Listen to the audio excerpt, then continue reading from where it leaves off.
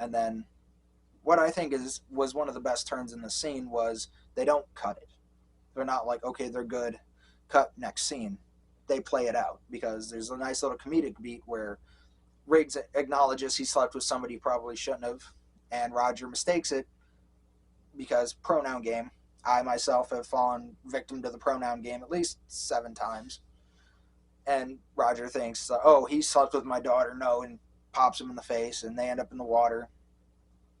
And it's this nice little comedic scene where they let you kind of come down from the emotional high that you were just on.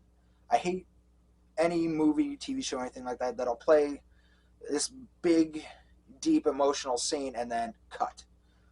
You gotta give us time to process it. Like in this little comedic turn, let us process it enough so that when we go into the next scene, which is the funeral for the shot kid, like it works because we were able to come off of this into a bit of comedy into the seriousness of this.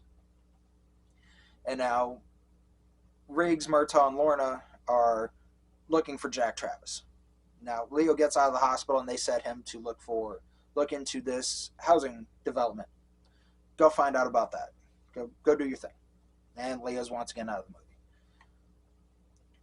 So as they're looking, they know this guy needs ammo. Coming to find out, Travis has actually shown up and taken their police captain Murphy hostage to get the ammo from police lockup. I believe it's armor-piercing bullets. Lorna finds out somebody's already accessed it. They're downstairs. Let's go.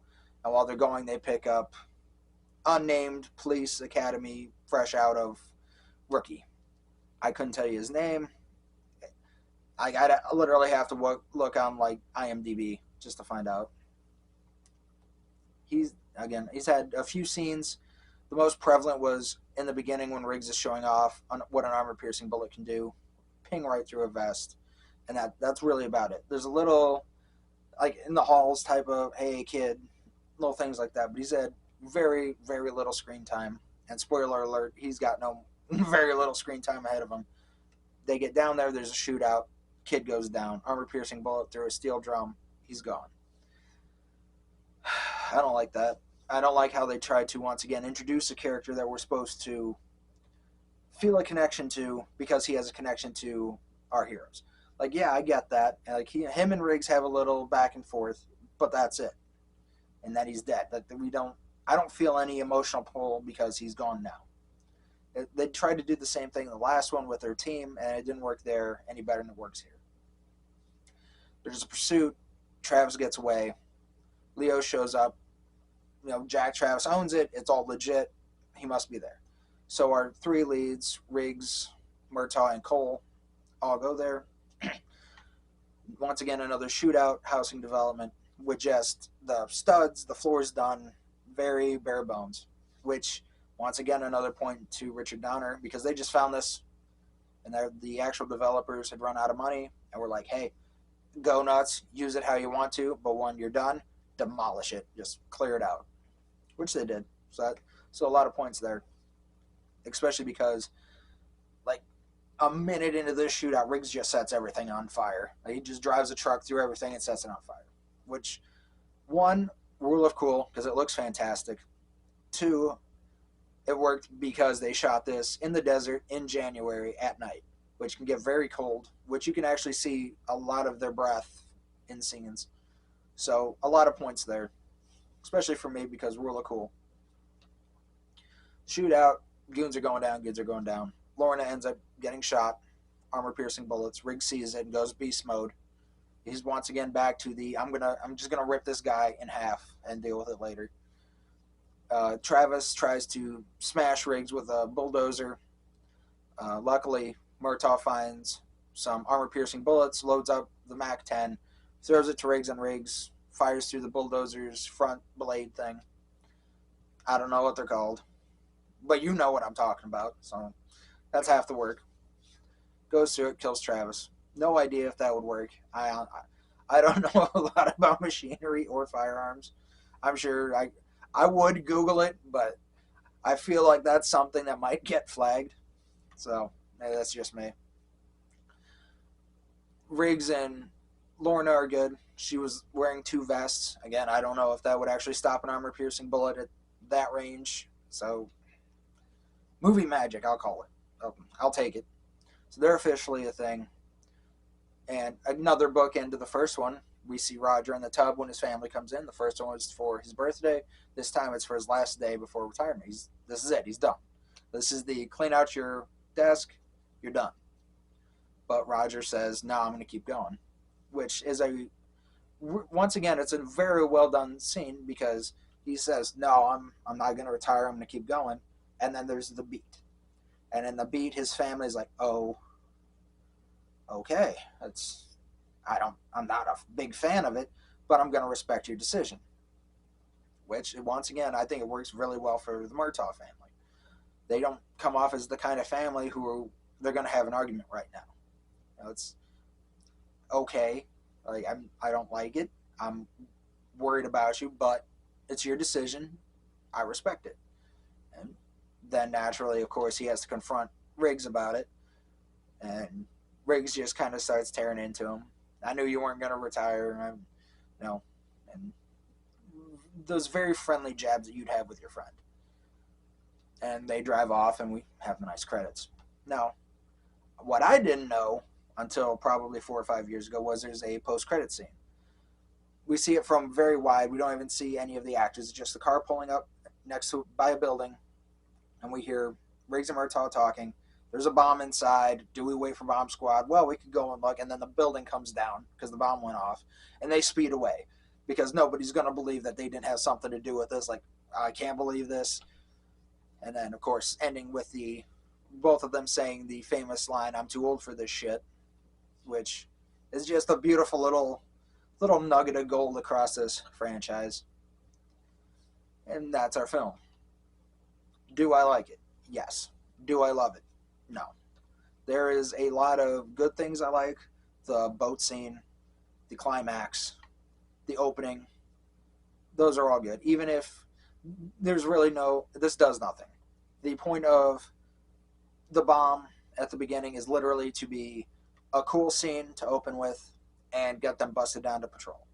It has nothing to do with the rest of the film. It's never, outside of making fun of Riggs and Murtaugh for it, that's it. There's no point to have it. Which I don't really like. That doesn't work for me because it has no bearing on the film at all. If you told me that, if you opened this film and said that they got busted down for whatever, you could literally open the entire movie with them already being beat cops and just say they got knocked down because of the last one. That the scene could come and go and you're no better. So that the World of Cool does keep it elevated, but it doesn't work for me too narratively. And that's the same with Leo. Leo, he feels like such a write-in. Now, I like that he's the realtor selling the Murtaugh house. I like that. Whatever you need, Leo gets. I love that. I really enjoy that. But I don't like how he shows up at the police station. It's like, "Hey, that's Jack Travis. I know him. He's a friend of a friend. He's at a hockey game. Let's go." And then Leo goes, he gets shot, he's out of the movie. Leo pops in again to go in and investigate this, just so he can come back for the third act and tell them, "Yeah, this is probably where he is." That doesn't work for me. Now, could it have been better? Absolutely. Have him be the realtor. Have him kind of pop up a few times. Little tiny parts and little itty bitty scenes, but then have him come in for the third act. Like, "Yeah, I think your guy is here because I heard you were doing this. I looked into it and it's legit," but like that would have worked. But having him come in to set up a scene that's honestly completely pointless. The point of the hockey scene is to have a scene at a hockey game and have Leo around to get shot and then be out of the movie. That doesn't work for me too much. Now, one of the gold stars here is Renee Russo. Once again, holds her own, owns every scene. You want to see more of her. But even she kind of feels shifted in. Because she's introduced, she has a fight with Riggs about seeing Billy in interrogation. She points out that it's Jack Travis on the security footage. She's out of the movie until she confronts Riggs after the shooting, after Roger's shooting, and then 20-minute scene with Riggs. She's out. Then she's in the background for their hunt for information on Travis, and she has a little bit of a scene during an interrogation where she's in a car and threatening to run over a guy's head. That's cool. Like, I'm up for that. It's fun. And then there's the shootout at the police station. She's gone until she pops up for the climax, and then she's shot towards the end of the climax, and that's it. I think she should have been in more of this movie. Like, you should have taken Leo out and put her in, because it would have been a lot more interesting at the hockey game if Leo wasn't there and there was a point to it. But yeah, but again, she's fantastic, so I can't hate on it too much.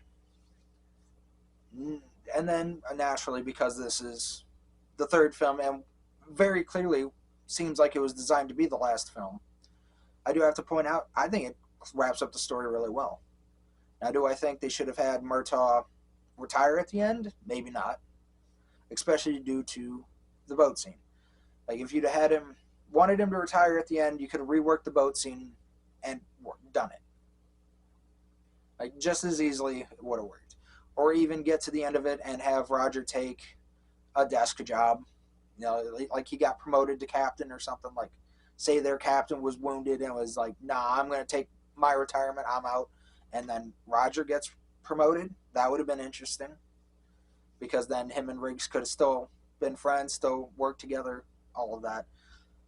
But I think for an ending to actually have Roger say, "No, I think I'm going to keep going. Like, I like what I do. What I do means something, especially because this has been a story about a crooked cop." And then to have it really, the story affect Roger in such a way, because this was the shooting being such a big shaking point that there was all of this bad going on, but I can stop it. That he is, no, it's the hero's journey in a way of he can make a difference, he's going to make a difference, you know, so that's what he's going to do. So I do really like all of that. Do I love the movie? No. Do I think I like it more now that I've actually kind of thought about it and digested it for this review? Absolutely. I do think that this has jumped up a little bit for me. Now, having said that, it was just kind of okay for me before, so where do I got to put this? Despite the numerous flaws I've pointed out, probably definitely more than the last two put together, I think it's a definitely good 3 out of 5. Not too far from a 4, but it's definitely a drop down from the last two. Is that drop going to carry on into the fourth one? Kind of get there when we get there type of thing. Type of thing. So with that, I've been Rob. Take it easy, everybody.